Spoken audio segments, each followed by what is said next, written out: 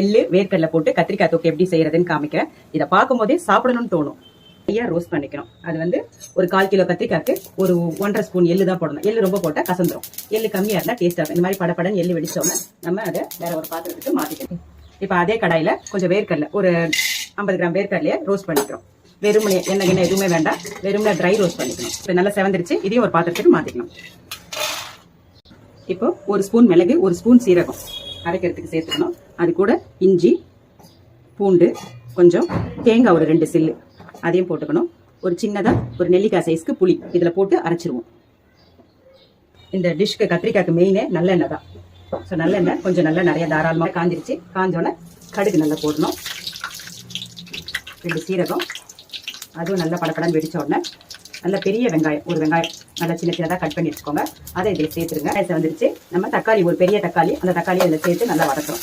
நல்லா வதங்கிடுச்சு. மஞ்சள் பொடி ஒரு ஸ்பூன் எடுத்துருக்கேன். நல்லா இந்த மாதிரி பிஞ்சு கத்திரிக்காவை எடுத்துக்கோங்க. எடுத்துட்டு இந்த மாதிரி நல்லா இப்படி குழந்தை விட்டு 4 வர்ற மாதிரி பூச்சி இல்லாமல் பார்த்து கட் பண்ணி எடுத்துக்கோங்க. இந்த கத்திரிக்காவை இந்த எண்ணெயில் அப்படி போடுங்க. முழுசா போடுங்க.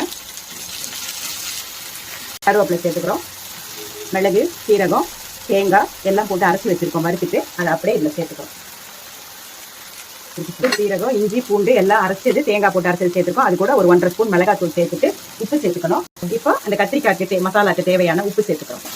நல்லா இப்போ எல்லா இடத்துலையும் அந்த கத்திரிக்காய்க்குள்ள அந்த மசாலா போற அளவுக்கு நம்ம நல்லா கிண்டி விடணும். மிக்ஸி அரைக்கும் போது அந்த கொஞ்சம் ஒட்டி இருக்கும்ல, அதில் தண்ணி ஊற்றி நல்லா வெந்த உடனே எள்ளும் வேர்க்கடலையும் வறுத்து வச்சிருக்கோம் பார்த்தீங்களா, இதை தனியா ட்ரையா அரைச்சிட்டு இதுல கடைசியா சேர்க்க வேண்டியதுதான். வெந்துருச்சு.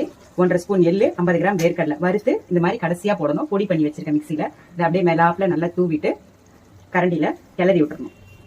கிளறிட்டு எண்ணெய் படரணும். நல்லா இதை நல்லா அப்படி ஒரு கிளறி கிண்டி விடுங்க. கிண்டி விட்டா திக்காயிடும். திக்கானோன்னா அடுப்பை சிம்மில் வச்சுட்டு ஒரு 5 நிமிஷம் அப்படியே கம்முன்னு விட்டீங்கன்னா எண்ணெய் நல்லா மேல படந்து வரும். அதை வந்தோடனே நிறுத்திடலாம். இதை கத்திரிக்காய் ரெடி ஆயிடுச்சு. எள்ளு வேர்க்கடலை போட்ட கத்திரிக்காய்.